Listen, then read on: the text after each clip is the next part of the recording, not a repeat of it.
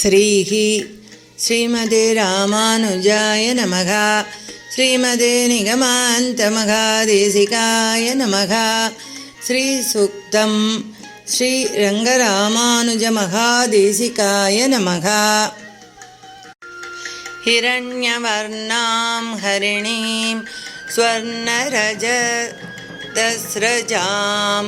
हिरण्यवर्णां हरिणीं स्वर्णरजतस्रजां चन्द्रां हिरण्मयीं लक्ष्मीं जातवेदो म आवह तां म आवह जातवेदो लक्ष्मीमनपगामिनीं यस्यां हिरण्यं विन्देयं कामस्वं पुरुषानघम् अश्वपूर्वां रथमध्यां हस्तिनादप्रबोधिनीं श्रियं देवीमुपह्वये श्रीर्मादेवी जुषताम् कां सोऽस्मितां हिरण्यप्राकारा मार्त्रां ज्वलन्तीं तृप्तां दर्भयन्तीं भस्मे स्थितां पद्मवर्णां त्वामिहो भक्वये श्रियम् चन्द्रां प्रभासां यशसा ज्वलन्तीं श्रियं लोके देवजुष्टामुदारां तां पद्मनेमीं चरणमहं प्रपद्ये लक्ष्मीर्मेनस्यतां त्वां वरुणे आदित्यवर्णे तपसोऽधि जातो वनस्पतिस्तव वृक्षोदबिल्वः तस्य फलानि तपसानुदन्तु मायान्तराया च बाह्या अलक्ष्मीः उभयतु मां देवसखकीर्तिश्च मणिना सह प्रातुर्बोधोऽस्मि राष्ट्रेऽस्मिन्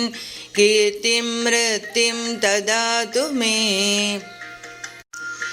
श्रुत्पिपासामलां ज्येष्ठामलक्ष्मीर्नाशयाम्यहम् अबूदिम संवृत्तिं च सर्वां निर्नुद मे गृहात् कन्दद्वारां दुरादर्शां नित्यपुष्टां करीषिणीम् ईश्वरीकं सर्वभूतानां तामिहो भक्वये श्रियम् मनसः काममागूतिं वासः सत्यमसीमहि पशूनां रूपमन्नस्य मयि श्रीश्रयतां यशः कर्तमेन प्रजाभूता मयि सम्भवकर्तम श्रियं वासय मे कुले मातरं पद्ममालिनीम् आवसृजन्तु स्निग्धानि चिक्लीत वसमे गृहे निज देवीं मातरं श्रियं वासय मे कुले आर्द्रां पुष्करिणीं पुष्टिं पिङ्गळां पद्ममालिनीं चन्द्रां हिरण्मयीं लक्ष्मीं जातवेदो म आवह आर्द्रां यक्करिणीं यष्टिं सुवर्णां हेममालिनीं सूर्यां हिरण्मयीं लक्ष्मीं जातवेदो म आवह तां म आवह जातवेदो लक्ष्मीमनपगामिनीं यस्यां हिरण्यं प्रपूतं गावो दास्योऽस्मान् विन्देयं पुरुषानघम् पद्मप्रिये पद्मिनी पद्महस्ते பத்மாலயே பத்மதளாய தாக்ஷி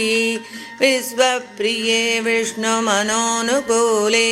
त्वत्पादपद्मं मयि सन्निधत्स्व श्रियै जातश्रिय आणिर्याय श्रियं वयोजनितृभ्यो ददातु श्रियं वसाना अमृतत्वमायन् भवन्ति सत्यः समिता मिदत्योन् श्रिय एवैनं तच्छ्रियामाददानि सन्दं मृजा वषट्कृत्यं सन्दत्तं सन्दीयते प्रजया पशुभिः य एवं वेद ॐ महादेव्यै च विद्महे विष्णुपत्न्यै च धीमहि तन्नो लक्ष्मीः प्रचोदयात् इति श्रीसूक्तं समाप्तं। सर्वं श्रीकृष्णार्पणमस्तु। अडियेन् रामानुजदासन्। लोका समस्ता सुखिनो भवन्तु, सर्वे जना सुखिनो भवन्तु।